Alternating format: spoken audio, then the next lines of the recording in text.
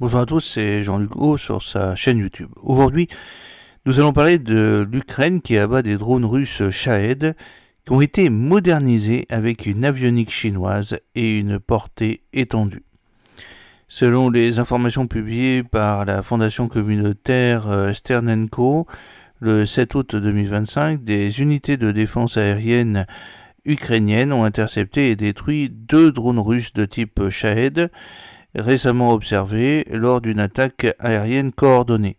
Ces systèmes sans pilote, vraisemblablement une version améliorée de la série Shahed de conception iranienne en service dans les forces russes, présentaient d'importantes modifications tant au niveau du matériel que des systèmes embarqués. Il intégrait notamment des équipements avioniques et de navigation de fabrication chinoise provenant de CUAV Technology, un fabricant commercial réputé pour ses contrôleurs de vol haute performance pour drones, ses modules GNSS, ses cartes de navigation intégrées, ses capteurs de vitesse et ses antennes multibandes.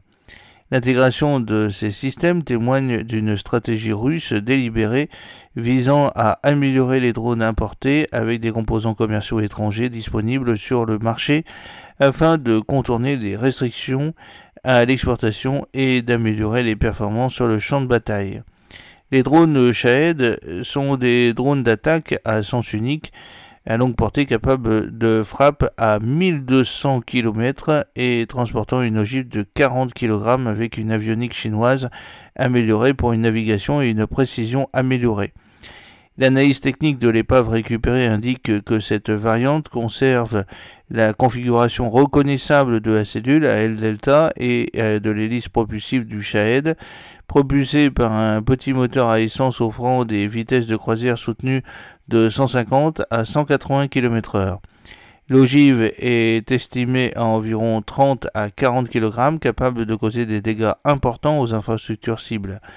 Les améliorations les plus importantes concernent la suite avionique, le récepteur GNSS multiconstellation de haute précision de CUAV fonctionnant sur les signaux GPS, GLONASS, Beidou et Galileo, assure un positionnement fiable même dans des environnements fortement brouillés. Le pilote automatique serait le contrôleur à haute intégration PICSOC du CUAV, permettant la correction adaptative de la route, le vol en suivi de terrain à des altitudes aussi basses que 60 mètres et le retour automatique à la navigation inertielle en cas de perte de signal satellitaire. Les capteurs de vitesse de l'air et du tube de pitot améliorés et les 2 IMU améliorent la stabilité et l'endurance de vol, étendant potentiellement la portée opérationnelle au-delà de 1200 km lorsqu'ils sont associés à des profils de vol optimisés. D'un point de vue tactique et opérationnel, ces améliorations avioniques offrent à la Russie des avantages notables dans les espaces aériens contestés. La résilience accrue de la navigation permet des itinéraires préprogrammés plus complexes, exploitant les faiblesses de la couverture radar et les angles d'approche, qui réduisent l'efficacité des batteries de missiles sol-air ukrainiens. Les systèmes de stabilité et de contrôle améliorés permettent aux drones d'opérer à basse altitude de manière soutenue avec un minimum d'oscillation, ce qui les rend plus difficiles à détecter et à suivre. Utilisés en essaim coordonné, cette stabilité facilite le vol en formation plus serrée, ce qui permet de submerger les défenses aériennes et d'augmenter la probabilité qu'au moins certains drones pénètrent dans leur zone cible. La précision de guidage améliorée permet également des frappes plus précises contre des cibles ponctuelles telles que les dépôts de munitions, des installations radars ou des ponts, élargissant le rôle opérationnel du Shahed au-delà du bombardement indiscriminé de zones pour des missions de frappe de précision. Dans cette configuration de reconnaissance et de guerre électronique, la même avionique pourrait permettre un vol stationnaire permettant un déploiement plus efficace des capteurs.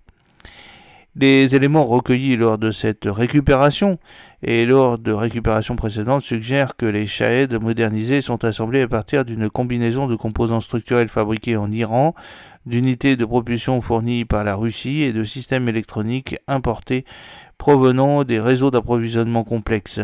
Les CUAV chinois sont facilement disponibles sur le marché commercial, mais sont soumis à des contrôles à l'exportation lorsqu'ils sont destinés à un usage militaire.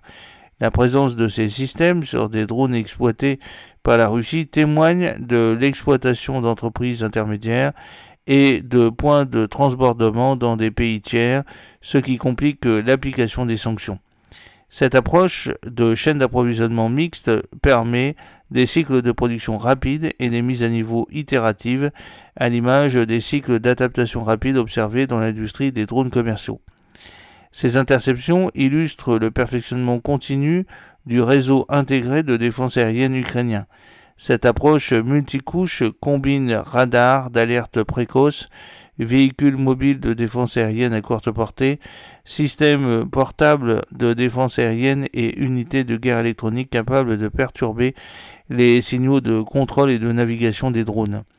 Les unités ukrainiennes ont également déployé des systèmes radars anti-drones optimisés pour la détection de cibles basses, lentes et de nouvelle taille, couplés à un système de repérage automatique des armes de défense aérienne. Ces capacités se sont révélées de plus en plus efficaces contre les attaques massives de drones, même si les responsables avertissent que la poursuite des améliorations russes pourrait nécessiter une innovation défensive tout aussi rapide. Le déploiement de cette variante modernisée du Shahed intervient dans un contexte d'intensification constante de l'utilisation des drones dans le conflit russo-ukrainien. Les deux pays dépendent désormais fortement des systèmes sans pilote pour les missions de renseignement, de surveillance, d'acquisition d'objectifs et de frappe de précision, les pertes de drones étant rapidement compensées par une production accélérée et des achats étrangers. Le conflit s'est transformé en une guerre d'usure où les plateformes sans pilote ne sont pas seulement des outils jetables, mais aussi des instruments clés pour éroder durablement la capacité de combat de l'adversaire. Pour la Russie, la série Shahed demeure une option de frappe à longue portée rentable, tandis que les mises à niveau continues, telles que l'avionique chinoise, permettent de compenser les pertes et de contrer l'évolution des menaces défensives ukrainiennes. Pour l'Ukraine, intercepter ces systèmes avant qu'ils ne puissent accomplir leur mission est à la fois une nécessité tactique pour protéger les infrastructures critiques et un effort stratégique pour empêcher la Russie de recueillir des données de performance réelles susceptibles d'éclairer les itérations ultérieures. D'un point de vue stratégique, cet incident met en lumière une préoccupation plus large en matière de sécurité mondiale. La capacité des États soumis à de lourdes sanctions à adapter et moderniser leurs arsenaux en exploitant les technologies civiles. Les composants des CUAV retrouvés dans l'épave sont techniquement des produits commerciaux, mais une fois intégrés à une plateforme militaire, ils améliorent considérablement leur létalité et leur capacité de survie. Cette confusion entre technologie civile et militaire complique les régimes de contrôle des exportations et pourrait inciter l'OTAN et ses alliés à faire pression pour une réglementation plus stricte sur l'électronique des drones. Parallèlement, la réalité du champ de bataille demeure. Les deux camps sont enfermés dans un cycle de mesures et de contre-mesures, l'innovation technologique se déroulant à des échéances se comptant en semaines plutôt qu'en années. J'espère que cette petite vidéo vous a plu. N'oubliez pas de cliquer sur le pouce pour la promouvoir, de vous abonner si ce n'est pas encore fait, de partager cette vidéo sur vos réseaux sociaux. A très bientôt. Fidèlement, Jean-Luc O.